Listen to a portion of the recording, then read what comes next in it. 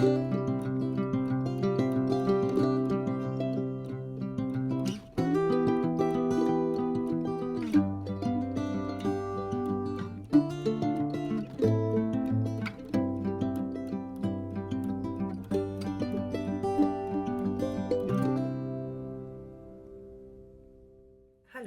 und herzlich willkommen in meinem Podcast über Stricken. Ich bin Ilona. Ich habe kurz vergessen, was ich am Anfang eigentlich so normalerweise sage. Also, ich bin Ilona, ich bin Strickerin und Übersetzerin und ich wohne in der Stadt, die es nicht gibt, in Bielefeld, in Ostwestfalen-Lippe, um das ganz genau einzugrenzen. Und in meinem Podcast geht es, wie ihr wisst, ums Stricken und Wolle und aktuelle Projekte von mir, die ich entweder nach fremden Anleitungen stricke oder selbst entwerfe oder designe und veröffentliche oder eben nicht, noch nicht veröffentliche. Und manchmal geht es um Übersetzungen, wie ihr wisst. Und heute geht es um ein kleines neues Designprojekt, das noch nicht veröffentlicht, beziehungsweise noch nicht in allen Größen veröffentlicht ist. Das ist an einer Stelle veröffentlicht, das werde ich gleich sagen. Und ansonsten geht es um ein paar aktuelle Projekte. Ich brauche wieder eure Unterstützung bei meiner großen Auswahl an aktuellen Projekten. Und es geht um Wolle. Es geht um meine Anschaffungen. In der letzten Folge ging es ja um meine angeschafften Adventskalender. In dieser Folge geht es einfach nur um Garne, die ich gekauft habe und die ihr auch haben könnt, teilweise. Eins davon. Die anderen natürlich auch, nur nicht von mir. Wir fangen damit an, dass ich mich natürlich bei euch bedanken möchte, bei allen neuen Abonnentinnen und Abonnenten, die dazugekommen sind und natürlich bei allen, die schon länger dabei sind, die fleißig kommentieren und dazu führen, dass mein Podcast mehr Menschen bekannt ist und dass mehr, naja, ich weiß nicht, also dass halt mehr Menschen das bekommen können, was ihr bekommt von meinen Videos. Ich hoffe, dass es Inspiration, gute Laune, naja, manchmal verstreue ich ein bisschen traurige Laune, aber in der heutigen Folge halte ich mich zurück mit traurigen Sachen und es geht nur um neutrale, schöne, hoffentlich inspirierende Projekte und Garne. Ja, wir fangen mit dem kleinen neuen Design von mir. Wie gesagt, wenn ihr auf Instagram, wenn ihr mir auf Instagram folgt, dann habt ihr das Projekt schon gesehen. Wenn ihr meine Patreon-Mitglieder seid, dann habt ihr sogar schon die Anleitung für eine Größe dafür bekommen. Und zwar geht es um meinen Hüge-Handschuh. Hüge ist der Arbeitstitel dafür. Ich bin mir nicht sicher, ob ich den Titel behalte. Eigentlich fühlt sich das total Hüge an. Warum, sage ich gleich auch. Beziehungsweise er sieht ja auch schon relativ Hüge aus für mich. Aber Hüge ist halt so ein Wort, also Hüge, für diejenigen, die das nicht wissen sollten, was ich nicht glaube. Hüge ist, glaube ich, kommt ursprünglich, glaube ich, aus dem Dänischen. Ich hoffe, ich irre mich nicht total. Manchmal versagt mein Gedächtnis, während ich spreche. Ja, ich denke, das ist bei vielen so. In jedem Fall kommt Hüge aus Skandinavien und Hüge ist ein Lebensgefühl. Hüge ist ein Lebensgefühl der Gemütlichkeit, der Freundschaft, der ja so ein bisschen wie weihnachtliches Lebensgefühl, nur halt über das gesamte Jahr verteilt. Das hat was mit Umgebung zu tun, mit Freundschaft, mit positiven Gefühlen, mit Liebe zu Familienmitgliedern, mit Zusammensein, zusammen kochen, zusammen essen, zusammen leckeres Essen, stricken, sich gemütlich auf der Couch oder vor dem Kamin im Sessel oder sowas einkuscheln. Also das ist quasi eine Lebenseinstellung oder man kann das als eine Lebenseinstellung sehen. Und als ich vor keine Ahnung wie vielen Jahren diese Lebenseinstellung entdeckt habe, dachte ich, das passt perfekt zu meiner Vorstellung von dem idealen Haushalt. Seitdem versuche ich so ein bisschen in meinem Leben ein bisschen mehr Hüge zu erzeugen. Das klappt nur so lala. aber ich bemühe mich und dieser Handschuh ist quasi die Verkörperung dieses Gefühls für mich im Winter. So, das ist ein ziemlich einfach gestrickter Handschuh, ähm, bestehend aus einem 2x2 Bündchen und ansonsten komplett kraus rechts gestrickt. Ja, also sieht man, das ist kraus rechts. Entsprechend flauschig, also weich und dick ist der Handschuh. Und er ist auch ein bisschen dehnbar, aber es hält sich in Grenzen. Das ist eigentlich perfekt an meine Hand angepasst. Und gestrickt ist er aus dem Blueface Leicester Fleece Decay in dunkelbraun von West Yorkshire Spinners. Also ich habe noch den Faden nicht vernäht. Das ist ein Garn mit, also ich habe hier kein, oder habe ich? Nein, ich habe kein, keine Banderole hier. Also ich habe einen Sophie Shawl von Petit Knit vor kurzem gestrickt, das wisst ihr wahrscheinlich. Und da habe ich halt Reste gehabt. Das ist jetzt, also ich bin fast fertig. Na, Moment, jetzt habe ich hier ein völliges Durcheinander mit meinen Nadeln und dem zweiten Handschuh.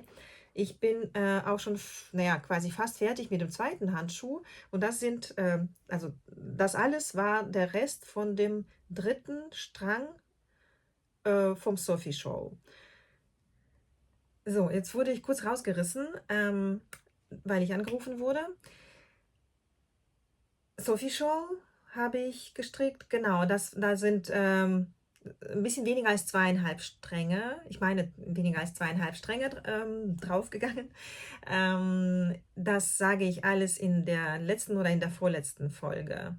Nee, in der letzten. Die werde ich hier und vielleicht hier als Infokarte oder wie das heißt verlinken oder halt nennen zumindest. Und dann lag das da und ich wollte schon lange Handschuhe stricken aus diesem relativ dicken Garn, weil mir ständig die Hände frieren, wenn ich im Winter unterwegs bin, auch mit dem Auto. Und irgendwie, also ich habe schon mehrfach andere Handschuhe von anderen Designerinnen angeschlagen und es ging überhaupt nicht auf. Also sie passten mir einfach nicht, egal wie ich es versucht habe. Das größte Problem hatte ich immer mit dem Daumen. Ja, also die Breite hier anzupassen ist ja in der Regel gar kein Problem. Man probiert es halt an. Wenn es passt, dann passt. Wenn nicht passt, dann macht man halt entweder weniger oder mehr Maschen. Aber das mit dem Daumen, wie das in diesen jeweiligen Anleitungen drin stand, das passte mir einfach nicht. Also habe ich gedacht, okay, ich stricke einfach den Handschuh für meine Hand und entwerfe während des Strickens quasi alles so ja, währenddessen. Und so habe ich hier entsprechend die Daumenkonstruktion quasi entwickelt. Sie ist jetzt nichts Besonderes oder nicht total revolutionär, sondern ich habe halt nur an meine Hand die Position der Daumenöffnung angepasst. Das heißt, die Daumenöffnung sitzt nicht am Rand, also nicht ganz am Rand, sondern sie sitzt halt so, dass ich naja, die Hand so drin halten kann. Ja, also die Daumenöffnung ist hier nicht komplett an der Seite, sondern ist ein bisschen vorne. So, das ist für mich irgendwie bequemer und sieht irgendwie besser aus. Ja, und so, wenn ich den Handschuh anziehe, sieht man, es gibt keine Falten oder sowas. Der Handschuh passt perfekt zu meiner Hand. Also dachte ich, nee, beziehungsweise dachte ich nicht. Und hier ist das Kraus rechts komplett und dann gibt es hier einfache Abnahmen in jeder zweiten Runde. Ja, das also sieht jetzt ein bisschen schräg vielleicht aus oder nicht, weil die Finger sind ja jetzt nicht so in jeder zweiten Runde quasi dreieckig. Aber ich dachte, ich will einen einfachen Handschuh, ich will jetzt nicht zu viel anpassen und ich will dann auch beim Anziehen nicht ständig gucken müssen, für welche Hand ist denn jetzt der Handschuh gedacht. Beziehungsweise doch, das muss ich ja sowieso, weil der Daumen ja so angepasst. Ich rede Quatsch. Ja, also habe ich halt diese Handschuhe. Ja, für meine Größe, das sind 20 cm Handumfang gemacht. Und dann, ich bin total glücklich damit. Der zweite Handschuh ist bald fertig. Hier war ich besonders schlau. Ich habe ja alles aufgeschrieben, wie ich den Handschuh gestrickt habe. Und dann habe ich diesen Handschuh nach der Anleitung, aber mit anderen Nadeln gestrickt. Die Nadelgröße ist die gleiche. Der Handschuh ist übrigens, das sage ich gleich, ich muss mal kurz nachschauen.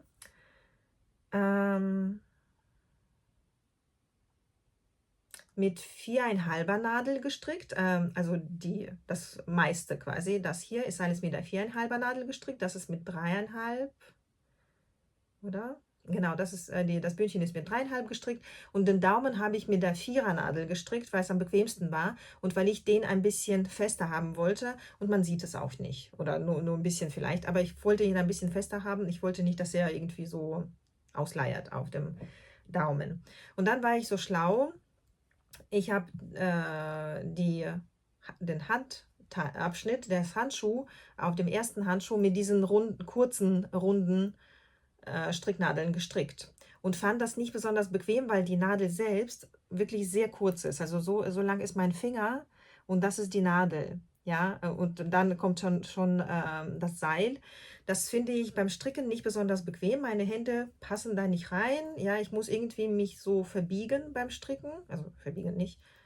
Was ist das denn jetzt hier? Ich muss mal hier gucken, was ich hier verbrochen habe. Also das ist, genau, das ist so. Na, so.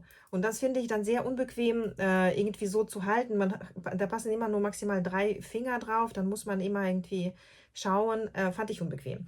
Und dachte, ich stricke diesen Handschuh, den zweiten, doch nicht mit der kurzen Rundstricknadel fertig, sondern mit Magic Loop. Mit der gleichen Nadelstärke, Größe, aber halt mit den längeren Nadeln. Ja, deswegen hatte ich eben so ein Nadeldurcheinander. Das sind die längeren Nadeln, mit denen ich Magic Loop gestrickt habe. Das Problem ist aber, dass wenn man bei so kleinen Umfängen gerade die Nadeln wechselt, dann wechselt total die Fadenspannung. Das ist natürlich bei diesem Handschuh auch passiert. Das heißt, ich habe den zweiten Handschuh fast fertig gestrickt gehabt und dann nochmal beide gemessen und entdeckt, okay, die Rundenanzahl ist gleich, aber die Höhe ist trotzdem eine total andere. Also habe ich das wieder geribbelt und wahrscheinlich muss ich noch weiter ribbeln und dann werde ich den Handschuh halt mit diesen Rundstricknadeln zu Ende stricken, damit sie gleich sind. Ja, die Anleitung ist im Moment nur für meine Größe, für 20 cm Handumfang, auf Patreon für meine Patreon-Mitglieder kostenlos verfügbar. Die anderen Größen, es werden insgesamt 6 Größen sein, denke ich. Die anderen 5 Größen werde ich demnächst nachrechnen und wahrscheinlich zum Testen zuerst an meine Patreon-Mitglieder und wenn dann noch quasi Plätze frei sind, öffentlich vergeben. Und dann schreibe ich die Anleitung runter und schaue, ob ich sie, also ich werde sie auf jeden Fall auf Ravelry anbieten, aber ob ich dann irgendwie einen signifikanten Preis dafür berechnen möchte, weiß ich noch nicht. Ich habe eine Idee, wohin ich spenden möchte. Das hat wieder mit einem traurigen Thema zu tun, aber das Thema spreche ich heute nicht an. Aber ich habe halt eine Idee, wohin ich ein bisschen was spenden könnte und ich würde das vielleicht über diesen Handschuh, mit Hilfe dieses Handschuhs machen, ja, dass ich ein bisschen was sammle, damit das, was ich spende, auch signifikanter ist als das, was ich alleine spenden würde. Ja, genau, die Größen. Den Handschuh wird es in 3 Kindergrößen oder halt ganz kleine Erwachsenengrößen und 3 Erwachsenengrößen geben. Und zwar für 12 cm Handumfang, 14 cm, 16 cm. Das würde ich jetzt quasi als Kindergröße ansehen. Und dann 18, 20 und 22 cm als Erwachsenengröße. Wenn ihr eine Idee habt, für welchen Handumfang ich noch eine Größe anbieten sollte, schreibt gerne hier drunter in den Kommentaren. Dann schaue ich, ob ich das auch so gut unterbringen kann. Und wenn der Handschuh ohnehin getestet wird, dann kann man auch eine Größe mehr testen. Das ist, glaube ich, gut machbar. Also würde ich mich freuen über euer Feedback zu dem Handschuh. Und dazu, welche Größen getestet werden oder halt geschrieben werden sollten, gerechnet werden sollten und getestet werden sollten. Das ist der Handschuh, der Hüge-Handschuh. Dann, ich habe ja gesagt, heute wird es also mehr über mein aktuelles Strickgeschehen gehen. Aktuell stricke ich wieder so, ja, wie soll ich sagen das? Ich würde schon fast unordentlich sagen, weil ich sehr viele, ups, ich habe gerade was hingeworfen und dachte, das landete nicht. Das landete auf dem Boden. Ja, wie gesagt, ich stricke, ich finde wieder keine Ruhe beim Stricken. Oder nee, so kann man das nicht ausdrücken. Ich möchte so viele Sachen gleichzeitig stricken und ich möchte mir und anderen etwas Gutes tun. Und das führt dazu, dass ich halt so springe zwischen den Projekten. Aber ich habe ein bisschen Druck und das ist ja bei kleinen Projekten eigentlich immer ganz gut, weil man sie in absehbarer Zeit schnell zu Ende stricken kann. Und deswegen bin ich da optimistisch, dass ich diese beiden Projekte, die ich jetzt zeigen möchte, ganz schnell fertig habe. Vor allem, weil ich eins davon bis übermorgen fertigstellen muss. Bald hat mein Vater Geburtstag und ich stricke ihm einen Wärmflaschenpullover.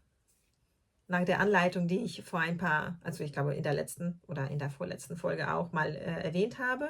Ich bin ja auch schon fast fertig. Ich glaube, ich kann in 1 Zentimeter anfangen, hier so die oben die Schrägen abzunehmen und dann stricke ich halt den Wärmflaschenhals fertig als so 2x2 Rippenmuster und dann bin ich durch. Also das müsste bis übermorgen gut funktionieren. Weil ich es gar nicht hier verstricke, weiß ich nicht. Ich weiß nur, dass es, naja, ich weiß ungefähr, dass das 100% Wolle ist, Merino-Wolle. Ist wohl handgefärbt, ist High Twist, wie man es vielleicht auch so sehen kann. Nee, sieht man nicht. Ist ein bisschen verschwommen, glaube ich. Ich habe das Garn bei einem Garntausch mit Carina, eine Handfärberin oder eine Strickerin auch, hier aus Bielefeld bekommen, mit der ich zusammen andere Garne gefärbt habe. Wir haben auch einen Garntausch gemacht und ich habe dieses Knäuel von ihr bekommen. Hier ist keine Banderole dabei. Ich kann mich nur erinnern, dass sie, meine ich, gesagt hat, dass es 100% Wolle ist. Und ja, das verstricke ich jetzt für meinen Vater, also erstmal für eine Wärmflaschenhülle und dann bleibt aber noch einiges über. Vielleicht mache ich dann noch was anderes, weiß ich noch nicht. Vielleicht noch eine weitere Wärmflaschenhülle, wobei ich mir nicht vorstellen kann, dass ich mich dazu bewege, komplett das Gleiche mit gleichem Garn zu stricken. Das ist schwierig für mich. Das ist ein Projekt, was die Anleitung für diese Wärmflaschenpullover angeht. Ich meine, ich habe versprochen, sie auf Ravelry, oder habe ich das sogar schon gemacht? Ich schaue mal gerade auf Ravelry. Ich wollte sie eigentlich hier in meinem Projekt einfach nur schreiben. Ich glaube, ich habe das noch nicht gemacht, aber in jedem Fall gibt es sie auf Patreon, vielleicht sogar offen für alle, meine ich. Ja, es ist aber sehr einfach. Also jetzt habe ich zum Beispiel mit der türkischen Anschlagmethode 2x32 Maschen angeschlagen, also wie für die Socke, die man an der Spitze anfängt und nach oben strickt, so dass man in beide Richtungen aber flach nach oben stricken kann. Dann habe ich in jeder Reihe an 4 Enden jeweils die vorletzte bzw. die zweite Masche zugenommen, bis ich genug Breite hatte für eine Wärmflasche. Ich glaube, ich habe am Ende 2x44 Maschen bekommen und dann habe ich einfach nur weiter hochgestrickt und jetzt werde ich abnehmen, bis ich das Gefühl habe, dass die Wärmflasche dann noch durchpasst, aber das Ganze halt schmal genug ist, um ja, so ein Kragen, Rollkragen für die Wärmflasche zu machen. Ja, das werden wahrscheinlich auf jeder Seite auch so 32, 30 Maschen sein. Und dann stricke ich halt einfach nur so 12 Zentimeter, damit man es schön umschlagen kann oder halt so rein stülpen kann, damit das gut aussieht. Ja, also das ist eine sehr einfache Anleitung, die habe ich von Inga von den Knitting Traditions bekommen. Also nicht ich bekommen, sondern sie hat das in ihrem Podcast erzählt. Und ich habe das halt einfach übernommen, ein bisschen angepasst. Ich habe, meine ich, ein bisschen andere Zahlen genannt, aber sehr ähnlich. Ja, ich habe das halt an meine Maschenprobe angepasst. Das ist ein Projekt, an dem ich gerade aktiv stricke. Das zweite ist auch ein Geschenk für meine Tochter.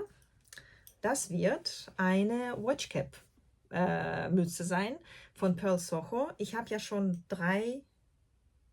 4 habe ich schon gestrickt. Die habe ich auch in meiner letzten Folge gezeigt. Und also die 4. war für meine Tochter. Und sie hat sie am 2. Tragetag in der Schule verloren. Also habe ich mich zuerst geweigert, eine neue zu stricken. Und dann habe ich dieses Garn entdeckt bei mir im Stash. Habe ich irgendwann mal im Ausverkauf bei Idee, der Kreativmarkt oder so heißt der Laden. Hier in Bielefeld gibt es das. Also es ist so eine größere Kette für Bastelartikel und so ein bisschen Wolle von Rico Design wird da verkauft. Von Rödelwolle, glaube ich. Knit-Pro-Nadeln, Metallnadeln werden da, Holz auch verkauft. Genau, und da bin ich immer wieder, wenn ich in der Stadt bin. Und da habe ich das halt für, keine Ahnung, 12 Euro. Das ist handgefärbt, reine Wolle. Das ist diese Luxury Hand-Dyed Happiness Chunky, also dick. Merino-Wolle aus Peru, ist das Merino? Schuhwolle aus Peru. Ist sehr weich, wahrscheinlich ist es Merino. Farbe 005. 170 Meter auf 100 Gramm. Ja, und hat 13 Euro im Ausverkauf gekostet. Ich habe davon 2 mitgenommen und werde halt eine Mütze für meine Tochter stricken. Und dann habe ich noch einiges über. Vielleicht stricke ich auch für mich so eine Mütze. Ja, sie wird auf jeden Fall sehr lustig, sehr bunt und warum nicht. Und die Watchcap von Pearl Soho, die habe ich ja, ich verweise mal auf die letzte Folge. Da spreche ich über die Nadelgrößen und die Anzahl der Maschen. Und nur zu dieser Variante. Diese Variante stricke ich mit 80 Maschen. Also deutlich kleiner als die Angaben in der Anleitung von Pearl Soho. Die Anleitung ist übrigens in Englisch, aber kostenlos. Weil ich denke, das müsste reichen. Das sind viel dickere Nadeln. Ich stricke hier mit der 5,5. Genau, das sind die 5,5er Nadeln. Hier ist die Nadel 7 angegeben, was mich sehr wundert, weil mit der 5,5 ist das wirklich nicht überhaupt nicht zu fest. Vielleicht stricke ich doch viel lockerer, als ich denke. Ja, das wird auf jeden Fall auch ein Geschenk.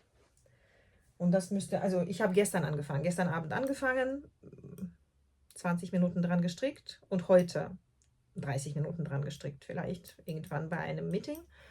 Ja, das geht auf jeden Fall sehr schnell. So, dann muss ich gerade kurz unterbrechen. Als nächstes Kapitel in meiner heutigen Folge kommen wir zu der Frage, die ich am Anfang angesprochen habe. Und zwar brauche ich eure Unterstützung beim zu Ende stricken. Also wie soll ich sagen, beim Monogamisieren meines Strickens.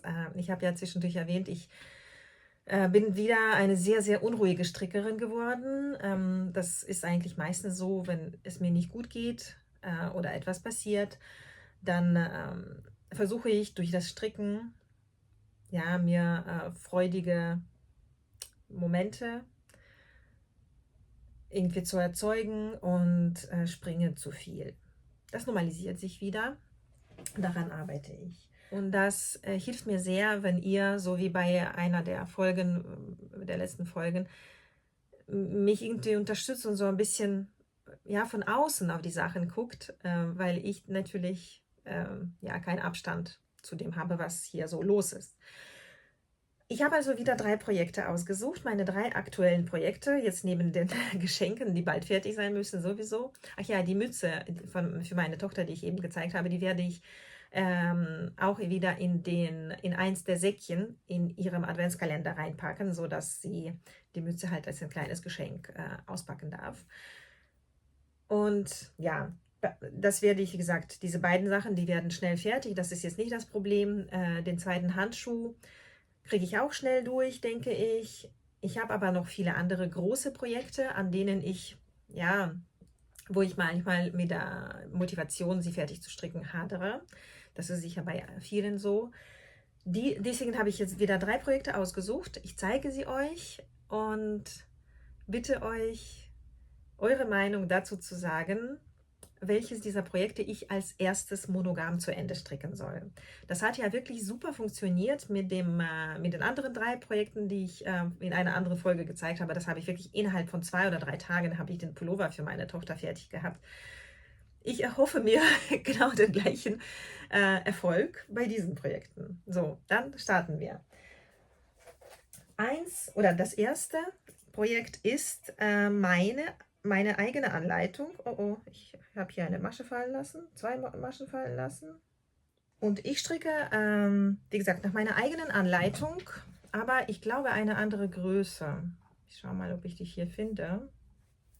So, das ist meine First Impression Blouse Plain Version. Und zwar Fingering, also Sockengarnstärke plus ein Seidenmohair Beilaufgarn. Und man sieht, diese Version ist auch breiter als die First Impression Blouse, die ich anhabe. Das ist die allererste Version. Das ist einfach nur die First Impression Blouse mit den Streifen, Lace-Streifen und Glattrechtsstreifen. Die Anleitung, falls ihr sie noch nicht kennt, die findet man auf Ravelry. Die verlinke ich hier.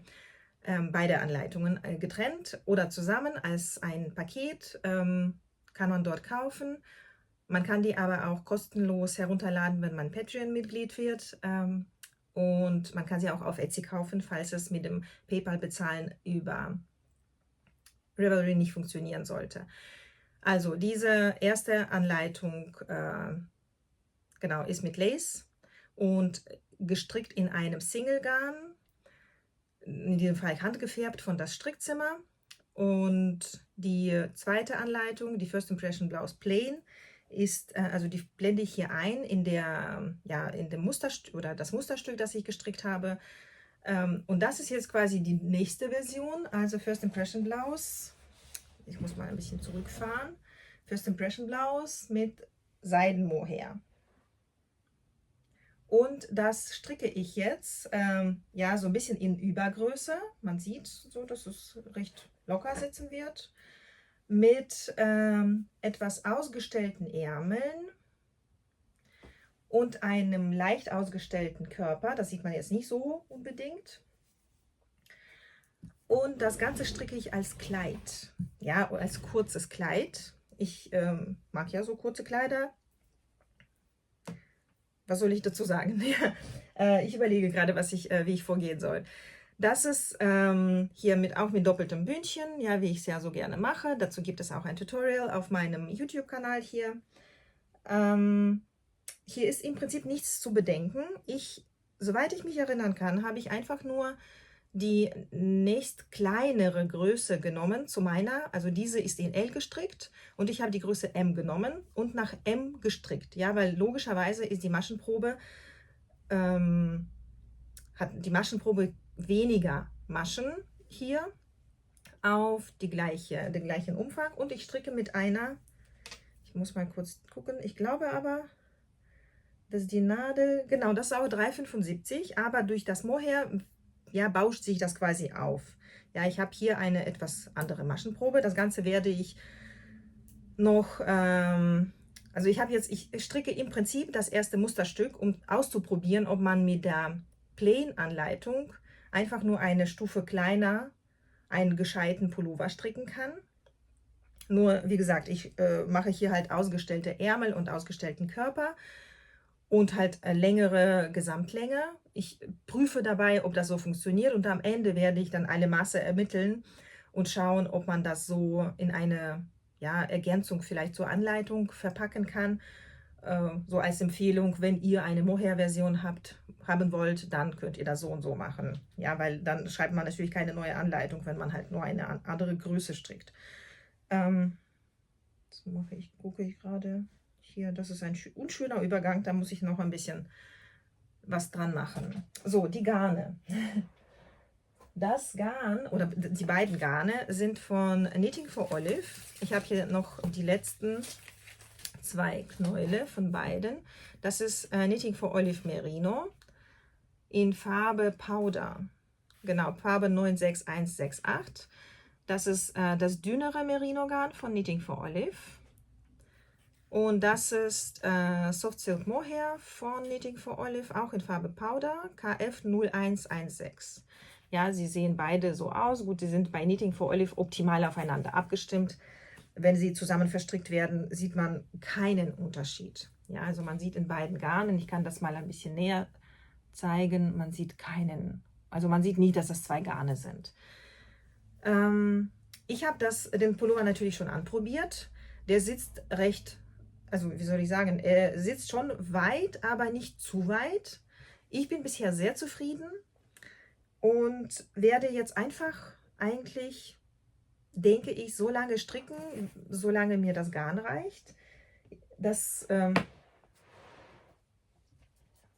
Also ich habe noch so viel von dem, was ich gerade abstricke und halt die letzten beiden. Ich glaube, ich hatte insgesamt 8 von jedem, aber ganz sicher bin ich mir nicht. Das ermittle ich nachher, wenn ich fertig bin. Aber das Ziel ist halt, komplett alles zu verstricken, um keine Reste zu haben auf der einen Seite und um ein Kleid zu bekommen auf der anderen Seite. Wie man sieht, bin ich mit den Ärmeln fertig. Beide Ärmel habe ich zuerst gestrickt und jetzt bin ich am Körper. Ich bin auf der Höhe meiner Beckenknochen angekommen. Es ist also noch, ja, also ich bräuchte, wenn ich das als Kleidchen tragen möchte, mindestens 25 Zentimeter. Und das ist halt nur einfach mal in Runde stricken. Relativ viele Maschen. Und zwischendurch mal kleine Zunahmen machen, damit es weiterhin leicht ausgestellt ist. Ja, aber machbar, machbar, sogar zum Mitnehmen. So, das ist eins der Projekte, die ich ja, euch zeigen wollte, aus denen ich auswählen möchte, was ich monogam zu Ende stricke. Jetzt muss ich gerade nachdenken, wo denn das zweite Projekt ist, das ich euch zeigen wollte, beziehungsweise das ich euch zum Abstimmen vorschlagen wollte. So, jetzt habe ich kurz mal noch die beiden anderen geholt, die waren nicht im Arbeitszimmer. Das zweite Projekt, das ich zur Auswahl oder zum Abstimmen hier zeigen möchte, habe ich auch schon in einer früheren Folge gezeigt und seitdem blöderweise quasi gar nicht dran gestrickt. Das ist, habe ich hier die Beschreibung? Ja, das ist Lace and Fade Boxy Sweater oder so, Pullover von Jochi Locatelli. Ja, das sind ihre Farben. Meine Farben sind anders, aber auch sehr schön. Das sind meine Farben, also grau. Das Merino-Garn, das ich hier verwende, ist von Madame Benoit, handgefärbt. Und ich habe hier grau, also so handgefärbtes Grau. Dann habe ich hier so grau mit grün und ich habe noch ein Knäuel, das ich dann ganz unten verwende, ist einfach nur grün. Ich versuche also sowas wie Fäden zu machen, aber ich mache keine Übergänge innerhalb von Streifen. Das sind ja so Lace- und Glattrechtsstreifen wieder. Und ich mache keine Übergänge innerhalb von Glattrechtsstreifen, sondern verwende dann halt immer das jeweilige Garn. Und das Seidenmohair, das ich für die Lace-Streifen verwende, ja, sieht man auch, dass das gefärbt ist. Das ist auch handgefärbt von das Strickzimmer. So, das ist so ein bisschen, genau, man sieht das wunderschöne Garn. Und das ist aber alles, was ich noch habe an Seidenmohair. Dazu, ich denke, das müsste reichen. Die Ärmel werden ohne Lace-Streifen gemacht. soweit ich das hier sehen kann. Deswegen denke ich, das müsste reichen, weil eigentlich habe ich ja nur noch 1 oder 2 Lace-Streifen, je nachdem, wie lang ich das machen möchte. Ja, also das ist aber ein noch breiteres Strickstück. Hier muss man ja so ein bisschen, also genau, ich habe gerade mit dem Lace-Streifen angefangen.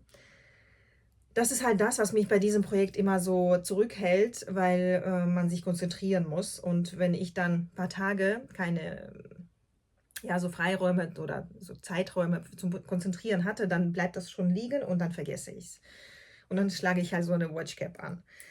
Und ja, das ist das zweite Projekt, das ich hier euch zur Auswahl anbieten möchte und euch um Hilfe bitten möchte, dass ihr mir sagt, ob ich es schnellstmöglich zu Ende stricken sollte. Das ist das zweite. Und das dritte, ein Mammutprojekt, ist das mehrfach erwähnte oder der mehrfach erwähnte Anthology Throw. Ich blende hier die Version der Designerin ein. Das stricke ich ja aus dem Adventskalender von Sakami vom letzten Jahr. Das ist komplett non-superwash und wunderschön. Ja, so. Und das ist quasi die Hälfte, was man sehen kann. Ja, das ist ein runder Überwurf oder ein rundes Tuch oder eine runde Decke. Ja, hier habe ich angefangen. Das hat total Spaß gemacht, diesen Anfang zu machen. Und ja, ich stricke halt immer weiter in Runden und habe mittlerweile, also wenn man es dehnt, was man ja sehr gut kann mit Merino, habe ich wahrscheinlich so 70 cm. Das heißt 1,40 ungefähr im Durchmesser insgesamt. Wahrscheinlich kann man das noch mehr spannen. Und ich habe mittlerweile eigentlich die in der Anleitung vorgesehene Größe überschritten. In der Anleitung, also die Anleitung ist geschrieben für 212 Runden. Am Ende der 200 oder bei 212 Runden hat man 1152 Maschen. Und dann steht da, dass man, wenn man einen größeren Überwurf haben möchte, dass man dann einfach ab Reihe so und so, ab Runde so und so, genau das gleiche nochmal machen kann, nur halt mit der entsprechenden Maschenzahl. Das Lustige bei der ganzen Sache ist, dass diese Maschenzahl zwischendurch, wo habe ich das? Genau, die Maschenzahl wird quasi bei der nächsten Runde direkt verdoppelt. Das heißt, ich bin bei über 2200 Maschen gerade, an denen ich stricke, und ich habe noch über 100 Runden, wenn ich das, doppelt, komplett zweimal stricken möchte. Wahrscheinlich werde ich das nicht machen, aber ich möchte auf jeden Fall im Durchmesser wenigstens 180 cm erreichen. Ja, das dauert noch ein bisschen, aber das Stricken ist sehr leicht. Man muss halt zwischendurch immer so 5 bis 7 Runden glatt rechts stricken, dann kommt irgendeine andere Runde mit so Eyelets, also so kleinen Löchlein oder mit Zunahme oder halt was auch immer. Ja, also es kommt alle 5 bis 7 Runden etwas Bewegung ins Spiel. Ansonsten strickt man einfach nur mehrere tausend Maschen in Runden glatt rechts. Macht aber trotzdem Spaß, also es ist nicht total langweilig. Erstens, weil das Garn handgefärbt ist und dadurch halt mit so ein bisschen, also man sieht ja, also es passiert irgendwas im Garn ständig, auch bei dunkleren Garnen. Das ist jetzt, glaube ich, genau, das ist jetzt mein letzter Mini-Strang aus dem Kalender, und ich habe aber noch den Hauptstrang aus dem Kalender. Ja, das ist das kleine, das ist von einem Mini-Strang. Das ist der Hauptstrang gewesen.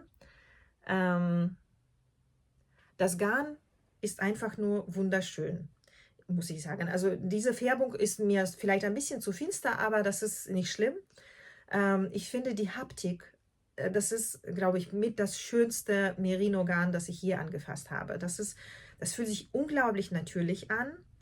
Das ist, habe ich schon mehrfach gesagt, das ist Non-Superwash Sockengarnstärke. Deswegen habe ich halt dieses Jahr nochmal eigentlich genau so einen Kalender bestellt. Die Färbungen werden anders sein sicherlich, aber ich hoffe, dass die Garnqualität die gleiche ist.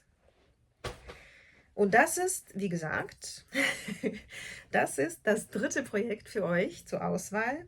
Ihr könnt dafür stimmen, dass ich das hier zu Ende stricke. Ja. So.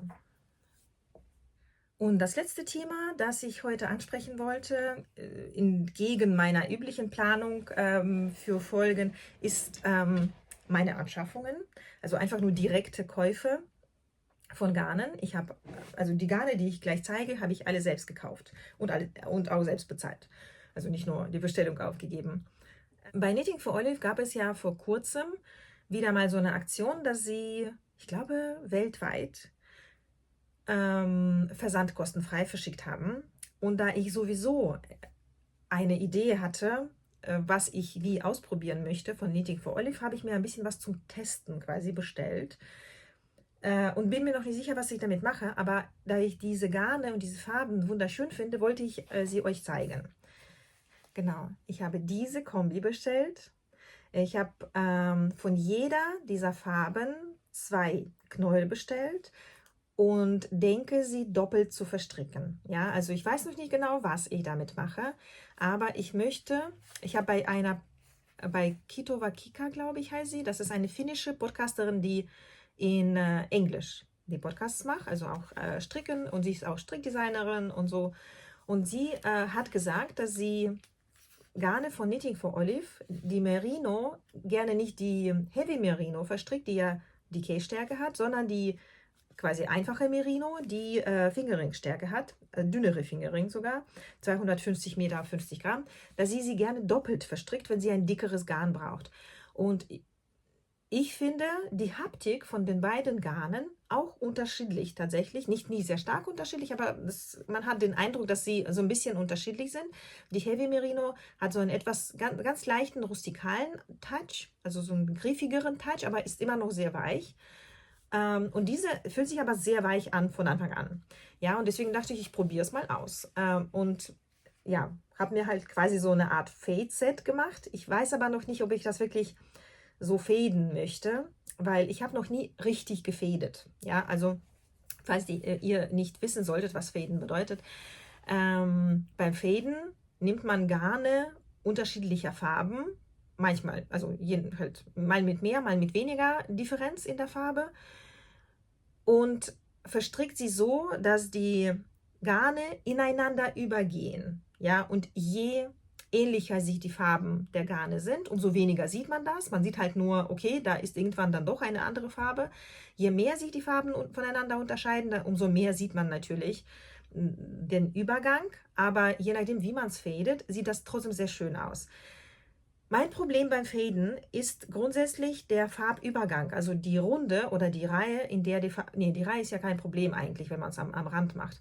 Aber die Runde, in der die neue Farbe oder das Garn mit der anderen Farbe dazukommt, diese Übergänge sehen bei mir nicht sauber aus. Und bisher war ich zu faul, nachzuforschen, wie ich es schöner machen kann.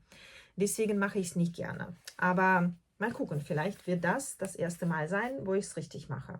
Ich weiß aber noch nicht genau, was ich damit mache. Vielleicht mache ich ein Tuch damit. Die Farben würden mir auch stehen. Das ist jetzt nicht meine übliche Farbpalette, aber ich glaube, die stehen mir ganz gut. So. Ja, die habe ich also vor zu verstricken. So, dann habe ich mir noch diese Farbe gekauft. Das wird jetzt natürlich kaum sichtbar sein. Also man sieht so, dass es grün ist. Das ist ganz dunkles Grün, und zwar ist das die Farbe Slate Green, die Nummer 96488. Davon habe ich 4 Stück, meine ich, bestellt. 4. Ich glaube, ich wollte daraus ein kleineres Sophie Shawl stricken. Das wollte ich eigentlich noch in Kopenhagen kaufen, als meine Tochter und ich dort waren. Apropos Kopenhagen, falls ihr meinen Vlog noch nicht gesehen habt, es gibt einen Kopenhagen Strick- und Reisevlog. Gerne gucken. Genau, das wollte ich vor Ort noch kaufen, am letzten Tag vor der Abreise oder am Abreisetag. Und die hatten aber leider erst um 12 auf und wir waren aber schon um 12 auf dem Weg. Deswegen habe ich das bestellt, als ich die Möglichkeit bekam, das ohne Portokosten zu bestellen. Und ich bin immer noch der Meinung, dass ich daraus ein kleineres Sophie-Show machen muss. Aber jetzt habe ich ja quasi irgendwie genug zu tun und trage sehr fleißig das bereits gestrickte Sophie-Show. Deswegen ist das jetzt nicht dringend und vielleicht ändert sich meine Meinung demnächst. Weiß man nicht. Aber das ist auch sehr schön und sehr, sehr weich, sehr angenehm. So, das waren die beiden genau, Anschaffungen von Knitting for Olive. Und dann habe ich noch was für meinen Etsy-Shop angeschafft, also gekauft oder eingekauft. Das Garn gibt es auch schon im Etsy-Shop und ich habe für mich, also ich habe das quasi zur Probe. Also diese Farbe habe ich diese Farbe habe ich zur Probe für meinen Etsy-Shop gekauft. Deswegen gibt es im Etsy-Shop auch nur 5 Stränge. Ich habe aber zu Hause weitere 5 Stränge und weiß noch nicht, ob ich sie selbst, meine Güte, ob ich sie selbst verstricke oder auch weiter verkaufe. Ich wollte die Farbe aber schon längst ausprobieren, deswegen werde ich es wahrscheinlich auch selbst, ich weiß noch nicht, ob alle 5 oder nicht, verstricken. Ich spalte euch nicht lange auf die Folter. Das ist diese Farbe. Naja, Moment. Entschuldigung. So, Moment. So, das wird hier irgendwie nichts. Das will nicht. So, da sind diese beiden. So sieht man die Farbe am besten. Genau. Das ist die Farbe. Also einfach nur ein ja, so seidiges Grau, dunkelgrau oder Anthrazit. Das ist, wie hier drauf ja steht, Blueface Leicester Fleece Decay. Das ist die Farbe Fossil 1034 von West Yorkshire Spinners. Und es gibt, ja, also das ist auch eins meiner Lieblingsgarne überhaupt. Das ist eigentlich immer sozusagen das Garn, nachdem ich greife, wenn ich etwas dickeres stricken möchte und nicht weiß, welches Garn ich nehmen soll. Ja, daraus kann man alles stricken. Und das Schöne halt an diesem Garn ist, dass man von 3,5 bis 5 Millimeter Nadel dafür nehmen kann und das sieht immer gut aus. Ja, also es gibt im Etsy-Shop 5 Stränge. Wenn ihr schnell seid und mehr als 5 Stränge haben wollt, schreibt mich bitte über das Etsy an und sagt, wie viele Stränge ihr noch haben wollt, weil, wie gesagt, ich habe zu Hause noch weitere 5, die nicht bei Etsy eingetragen sind. Solange ich mir nichts damit überlegt habe, würde ich sie mitverkaufen. Ansonsten, wie gesagt, 5 gibt es auf jeden Fall. So, das war's jetzt. Ja, ich glaube, jetzt fällt mir nichts mehr ein. So, ich habe mich heute ausgesprochen. Das ist nämlich die 2. Folge, die ich heute aufnehme. Ich werde sie an unterschiedlichen Tagen wahrscheinlich bearbeiten und veröffentlichen, aber heute lief es gut mit dem Aufnehmen, außer jetzt die letzten paar Minuten, wo ich wohl schon die Müdigkeit gespürt habe, dass ich so viel gesprochen habe heute. Aber ich hatte sehr viel Stoff, sodass ich das in 2 längere Folgen aufteilen musste. Und sie habe ich halt direkt beide aufgenommen, sodass wir versorgt sind für die nächsten 2 Wochen. An dieser Stelle wünsche ich euch einen schönen Tag, schönen Abend, gute Nacht, eine schöne Arbeitswoche oder ein schönes Wochenende. Ich sollte mich verabschieden, glaube ich, weil ich jetzt einfach nur, ja, wie ich es meiner Tochter immer sage, die Zeit in die Länge schiebe, ohne dass es einen Inhalt dazu gibt. Ich freue mich auf alle Abonnenten, auf eure Kommentare. Die Fragen, die Bitten habe ich ja geäußert und ich freue mich sehr, mit euch rauszufinden, was denn jetzt draus wird. Und wir sehen uns bald wieder. Tschüss.